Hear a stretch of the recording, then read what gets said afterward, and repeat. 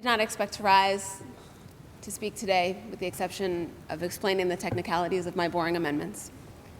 But I find myself in a position of needing to explain where I stand on the arguments that some of my colleagues have made. The gentleman from Acton talked about his personal observations visiting some of the charter schools in his district, which I can only take at face value and trust his skills of observation. But what frustrates me about that argument, and that I would urge my colleagues to resist the temptation to do, is to please, when considering your vote on this amendment, don't pretend that the flaws that you have seen in charter schools in Massachusetts aren't fixed under this bill. I said it once in the past week on the radio, and I'll say it again here. I challenge anyone to find a complaint, a concern about equity, about duality that is not addressed in this bill. If you have observed the halls of a charter school that seems to be serving unequal populations, that is no longer permitted under the terms of this bill. There's no wishy-washy about it. There's no latitude about it. If you're taking students in under an opt-out lottery or a unified enrollment provision, you're getting the same proportion of students in the front door, and if you push them out the back door, you will not be renewed. Period. End of story. So let's not pretend that problem does not get fixed under this bill. If you have other reasons for voting for this amendment, that's fine. Everyone has to search their soul, but please don't do it under those false pretenses. The gentleman from Taunton mentioned that we are #1 in Massachusetts in education, a fact that I brag on outside this chamber and I share his pride in. But you know what other number we have attached to our state's reputation? In some of our grade levels, we are #2 in the country on inequality. Second most unequal in the nation, in the gap between our under-resourced students, our disadvantaged students, and our more fortunate students. Not a badge of honor for Massachusetts. This bill does include local control. It doesn't include complete local control. It doesn't include absolute local control. It includes serious provisions for local control.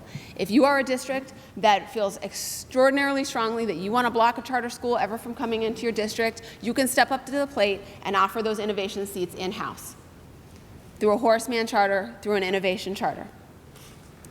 This bill includes local control that many contested in earlier rounds of negotiation at the Foundation Budget Review Commission, when there was much argumentation about whether the increases that we were going to recommend as a commission should be given with total discretion to the districts to spend as they saw fit and best as experts in their field.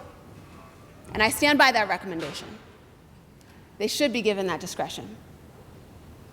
But when it comes down to it, if the decisions that they make are not serving all of their students, if they continue to have marginalized populations, then they have the option of saying, fine, we'll step forward with those innovation seats through the innovation schools, through the Horace Mann schools, if they continue to not serve their marginalized populations. This bill is simply the underlying bill, not the amendment. The model of this bill says we're just going to have a check and a balance on that repeated denial of service to marginalized populations. I'm very fond of invoking the phrase, as my friend from Acton did, that democracy is the worst form of government except all the others. I'm a former social studies teacher, incidentally, a former teachers union member. I'm a voting rights activist, board member of Mass Vote. I love democracy. But the best version of democracy is the one that we recognize and we laud our founding fathers and mothers for, is a system that includes checks and balances. The underlying bill includes checks and balances. It is a democratically guided model, but it has checks and balances that allow a safety valve for families that are trapped in the achievement gap if after years the local decision-making process has failed them. And look, the local decision-making process in many cases is not going to fail them. There are wonderful practitioners out there in our districts doing yeoman's work, laboring in the vineyards under extraordinarily difficult circumstances that we strive to make better in this bill. But they don't always make the right choice. They don't always see, and they don't always respond to those populations that have been historically ignored over and over and over again. And what we are doing with this amendment is asking those families that have been failed for generations to trust a system that has repeatedly failed them. And if that local system fails them again, we are then asking them to trust us at the state level. When it may not be the people in this room, but as an institution, as a state, we too have failed those families for generations. I can't look those families in the eye and say, just trust us.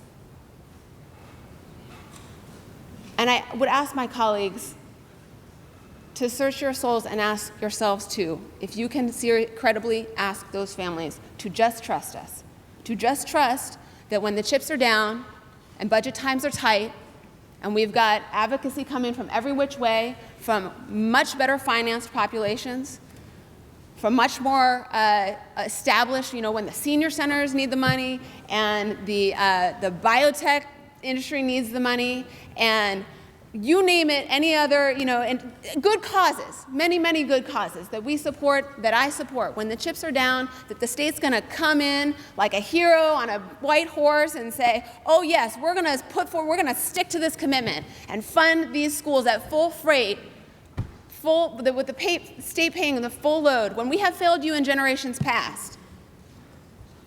That's a tall ask to make of those families, that they should just trust us. So, Mr. President, I will vote for the underlying bill. Even though I expect this amendment to pass, I will vote for the underlying bill because it contains the Foundation Budget Review Commission recommendations. And that is the single most important tool that we have seen for closing the achievement gap in a decade at least. And because this is a first step in a multi-step process that I want to see play out. But you have not heard me stand to speak in advocacy for this bill as a whole today, because I knew where things were going with this amendment. I had this whole beautiful binder of talking points, which you did not hear me use today. Because this bill, if it includes this amendment, falls short of a serious compromise package.